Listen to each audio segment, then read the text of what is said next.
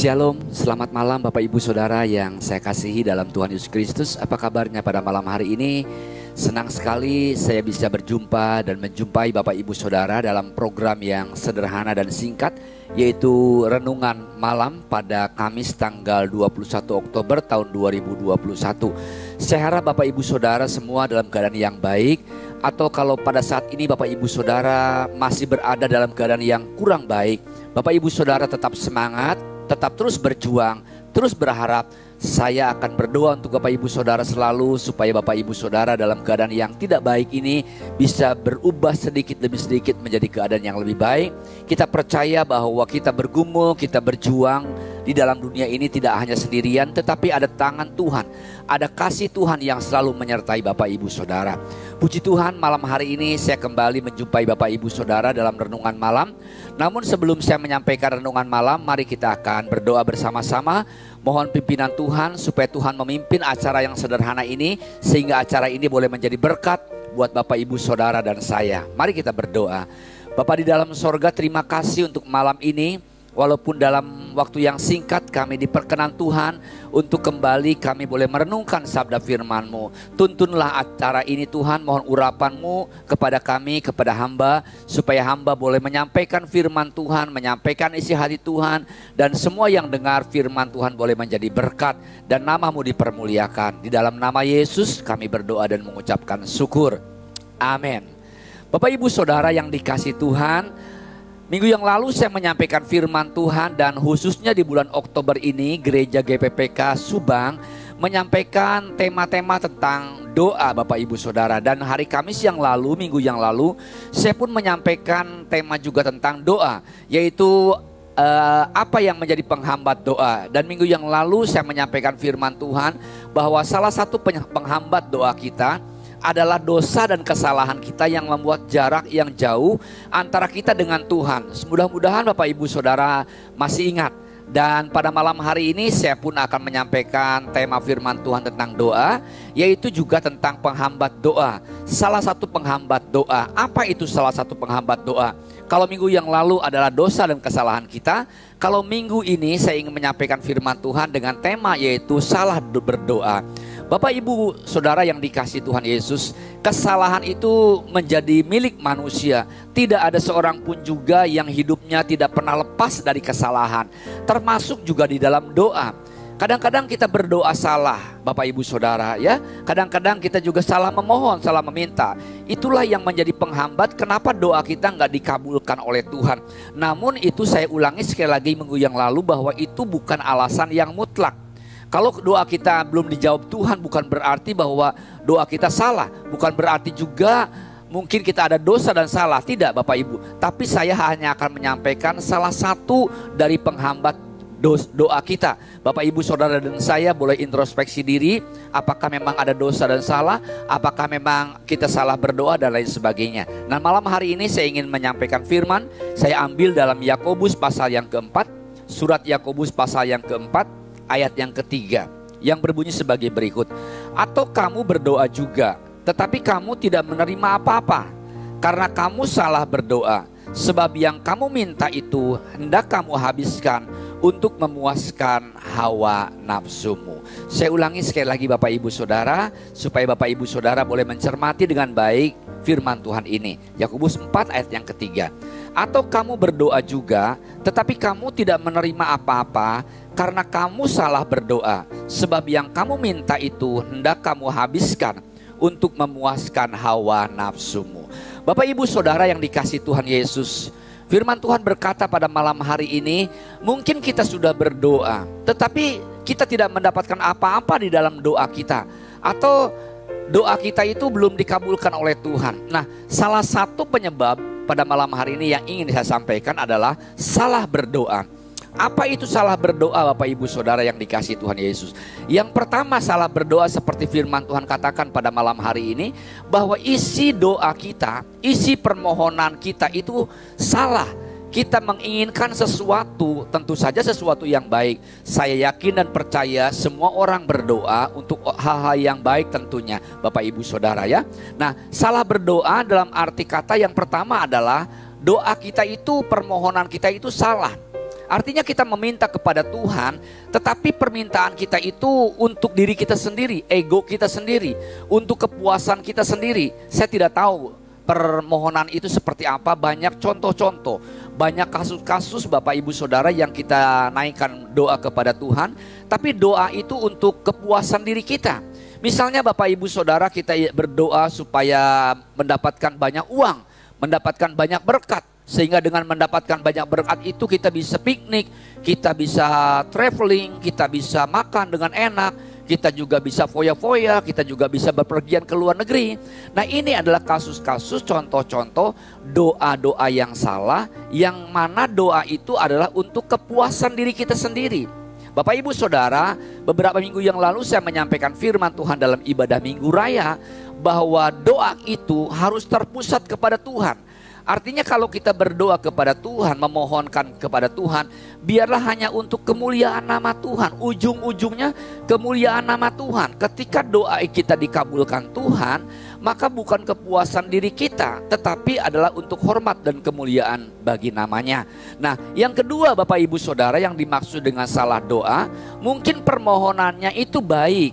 Permohonannya itu bukan untuk foya-foya, bukan untuk kepuasan diri, tetapi masih juga salah dalam doa kita. Kenapa? Salah di sini dalam arti kata Bapak Ibu Saudara, permohonan kita dengan kehendak Tuhan itu belum sinkron. Permohonan kita dengan kehendak Tuhan belum match. Mungkin kita memohonkan satu permohonan kepada Tuhan. Misalnya Bapak Ibu Saudara, kita sakit, kemudian siapa yang tidak ingin segera sembuh Bapak Ibu Saudara sekalian kalau kita sakit?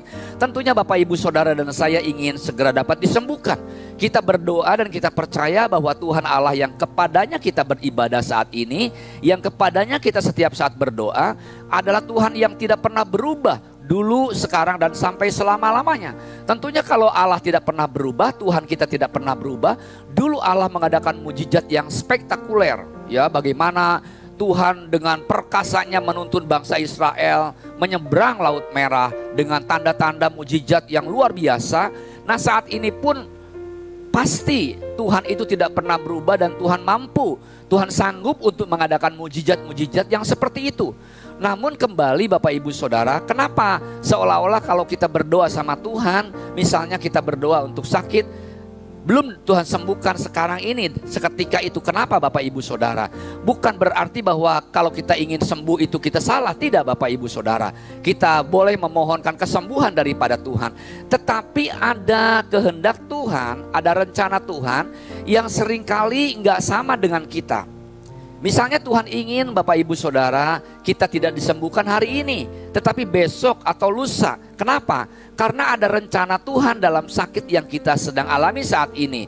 Misalnya supaya kita bisa lebih sabar, supaya kita bisa lebih percaya kepada Tuhan, supaya kita lebih bersyukur, berterima kasih kepada orang-orang di sekitar kita yang ketika kita sakit, mereka mengasihi kita, mereka melayani kita, mereka memberikan yang terbaik buat kita. Kalau kita sehat, walafiat, kuat, kadang-kadang kita lupa kepada orang-orang yang di sekitar kita. Tetapi ketika kita sakit dan tidak berdaya, disitulah kita merasa, oh iya, betapa pentingnya orang-orang yang ada di sekitar kita. Betapa mereka sangat berguna buat kita. Betapa mereka sangat mengasihi kita. Nah, pengalaman saya pun seperti itu. Ketika saya sakit, di situ saya merasakan betapa saya perlu orang-orang lain, perlu orang-orang yang ada di sekitar kita.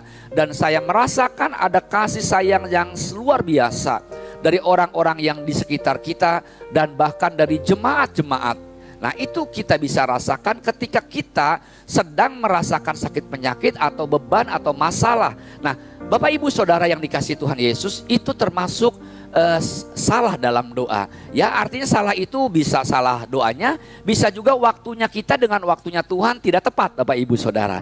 Tetapi kita percaya ketika kita menyampaikan doa dan doa kita belum dijawab, Tuhan itu ada maksud rencana yang lain. Tuhan katakan tunggu, ya belum waktunya, atau tunggu, aku akan memberikan yang terbaik buat engkau. Ada orang yang kakaknya sakit Bapak Ibu Saudara, berdoa kepada Tuhan, kemudian meminta Tuhan mencukupkan biaya operasinya.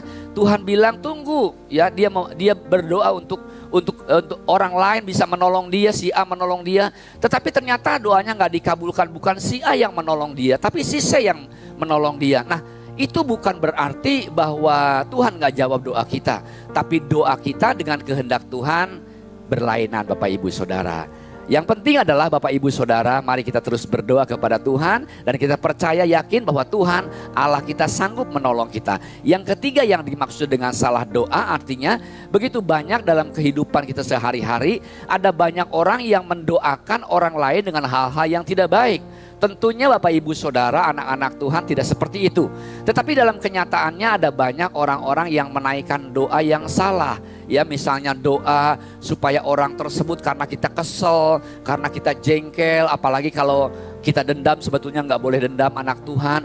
Kita menyampaikan doa yang salah kepada Tuhan supaya orang itu mendapatkan hukuman, supaya orang itu mendapatkan celaka. Tentunya ini nggak boleh. Nah, Bapak Ibu Saudara yang dikasihi Tuhan Yesus, sebagai anak-anak Tuhan, Tuhan Yesus mengajar kita tentang doa, yaitu doakanlah yang terbaik untuk orang-orang lain. Sekalipun orang-orang tersebut tidak baik sama kita, bahkan sekalipun orang-orang lain berbuat jahat sama kita, Tuhan Yesus mengajar untuk kita tetap mendoakan mereka. Jadi Bapak Ibu Saudara, mari kita terus berdoa. Kalau saat ini doa Bapak Ibu Saudara dan saya belum, seolah-olah dalam tanda kutip, belum dijawab Tuhan, mari kita introspeksi diri. Mungkin saja kita memang ada salah, mungkin saja memang doa kita salah, mungkin saja ada waktunya Tuhan yang belum kita terima dari Tuhan. Tetap bersabar, tetap berharap kepada Tuhan. Kita percaya bahwa Tuhan Yesus mendengar setiap seruan dan doa kita. Saya teringat akan Daniel Bapak Ibu Saudara, ketika dia berdoa, Tuhan katakan, malaikat Tuhan katakan, ketika pertama kali berdoa Tuhan sudah mendengar doa kita. Jadi artinya apa? Artinya Bapak Ibu Saudara, kalau kita berdoa Tuhan sudah dengar doa kita. Cuman masalah dikabulkan doa kita, tunggu kehendak Tuhan. Karena seringkali kehendak Tuhan dengan kehendak kita tidak sama. Walaupun kita merasa bahwa doa kita itu baik, doa kita itu penting, doa itu kita butuhkan, tetapi tunggu waktunya Tuhan. Tuhan memberkati Bapak Ibu Saudara. Mari kita akan akhiri dengan doa dan kita akan berdoa bersama-sama. Bapa di sorga, terima kasih untuk firman-Mu. Ajar kami Tuhan supaya kami boleh memahami isi hati-Mu, supaya kami boleh berdoa sesuai dengan kehendak Tuhan, supaya kami boleh menyampaikan permohonan doa yang sesuai dengan kehendak-Mu Bapa. Kami berdoa untuk jemaat Tuhan yang sudah sekian kali, sekian lama berdoa kepadamu Tuhan. Tuhan tolong mereka semua. Yang sakit Tuhan sembuhkan, yang lemah Tuhan kuatkan, yang hari ini ada beban berat Tuhan berikan jalan keluar untuk mereka semua. Terima kasih Bapa di sorga, berkati semua jemaat Tuhan yang malam hari ini sudah dengarkan renungan ini, supaya setiap orang diberkati Tuhan. Terima kasih Bapak Ibu Saudara yang dikasih Tuhan. Terimalah berkat dari Allah Bapa di sorga, kasih sayang dari Tuhan Yesus Kristus, dan penyertaan, persekutuan, pertolongan, perlindungan dari Roh Kudus turun atas kita semua, mulai pada malam hari ini sampai selama-lamanya. Di dalam nama Bapa, Putra, dan Roh Kudus, di dalam nama di atas segala nama, nama Yesus Kristus Tuhan. Terpujilah Tuhan Yesus dari malam hari ini sampai selama-lamanya. Amin. Selamat malam Bapak Ibu Saudara. Terima kasih Bapak Ibu Saudara sudah mengikuti renungan malam pada malam hari ini.